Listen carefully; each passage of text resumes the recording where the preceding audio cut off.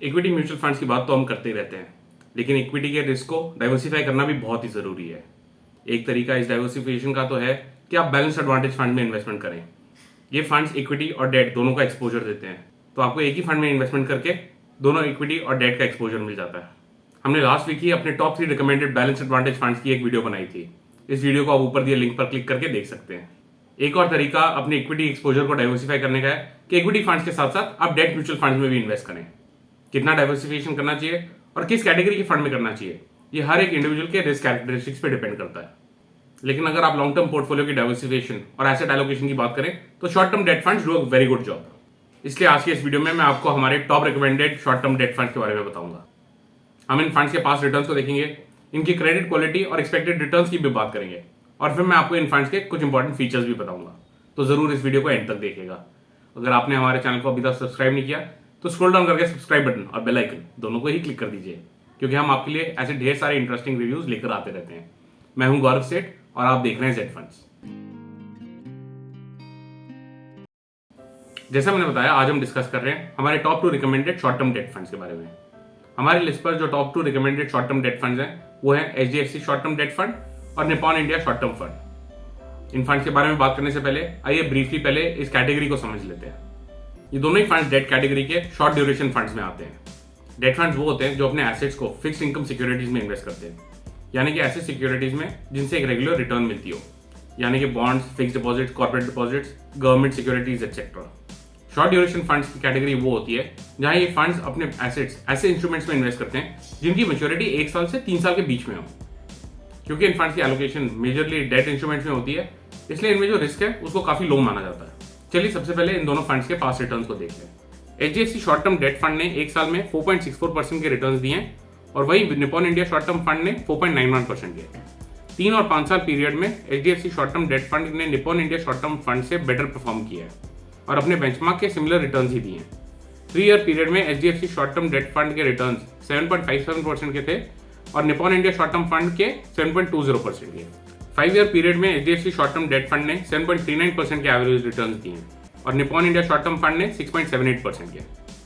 HDFC short term debt fund का Inception जून 2010 में हुआ था और तब से फंड ने 8.27% के एवरेज एनुअल रिटर्न्स दिए हैं।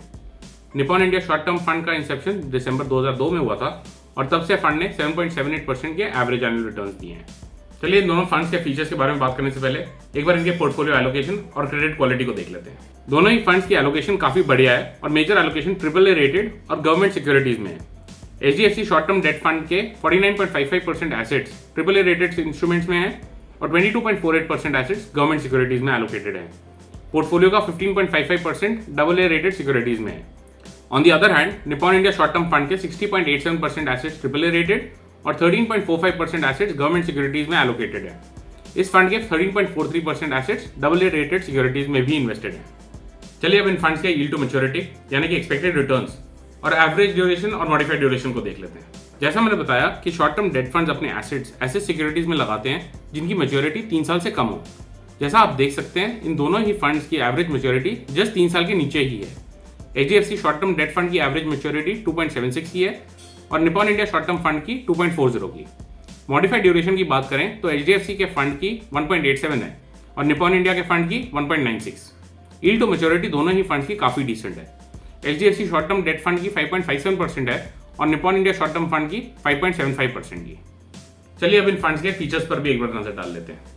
HDFC short term debt fund का AUM as of 31 March 2022 rupees 14,636 crore का था और इसका एक्सपेंस रेशियो 0.74% का।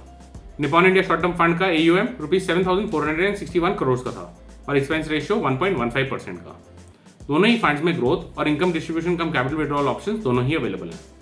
इन दोनों फंड्स में रिडेम्पशन पर कोई भी एग्जिट लोड एप्लीकेबल नहीं है, यानी कि आप इन्वेस्टमेंट के बाद जब चाहें अपने पैसे निकाल सकते हैं विदाउट एनी एडिशनल चार्जेस। अब बात करते हैं इन फंड्स पर जो एप्लीकेबल टैक्स रेट्स होंगे उसके बारे में।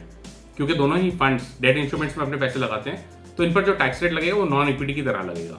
अगर आप अपने यूनिट्स को परचेज के 3 सालों के अंदर अंदर बेचते हैं तो इस पर आपको short term capital gains tax देना पड़ेगा।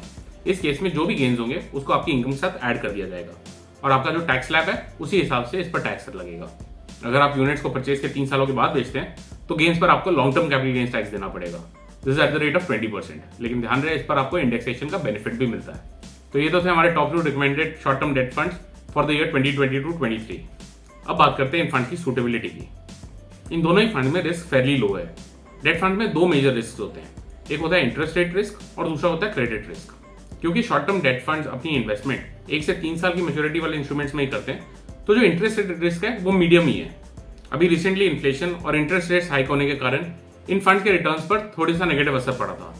एक्सपेक्टेड है कि अगले कुछ महीनों तक भी इन फंड्स के रिटर्न्स वोलेटाइल रह सकते हैं, लेकिन अगर आप 2 से 3 सालों के बीच में इन्वेस्टमेंट करने का सोच रहे हो तो ये बढ़िया ऑप्शन अभी भी हो सकता है। जैसे हमने देखा इन दोनों ही फंड्स के assets majorly AAA rated instruments और गवर्नमेंट सिक्योरिटीज में इन्वेस्टेड है, तो इसमें क्रेडिट रिस्क भी काफी कम है। तो ये फंड्स ऐसे इन्वेस्टर्स के लिए सही हो सकता है जो कि 2 से 3 सालों के लिए इन्वेस्टमेंट करना चाहते हो और मिनिमल रिस्क चाहते हो अपने इन्वेस्टमेंट पर, या फिर ऐसे इन्वेस्टर्स के लिए भी सही हो सकता है जिनका ऑलरेडी एक लॉन्ग टर्म इक्विटी पोर्टफोलियो हो और एसेट एलोकेशन और डाइवर्सिफिकेशन के लिए एक डेट फंड में एक्सपोजर ढूंढ रहे हो। ये तो थे हमारे top recommended short term debt funds.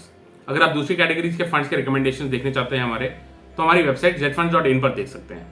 हम इक्विटी कैटेगरी के अपने टॉप रिकमेंडेड फंड्स का वीडियो भी लेकर आते हैं रेगुलरली, तो इन वीडियोस को देखने के लिए अभी हमारे चैनल को सब्सक्राइब जरूर कर दीजिए। अब आप अपने म्यूचुअल फंड इन्वेस्टमेंट्स हमारे ऐप Z Funds के थ्रू कर सकते हैं।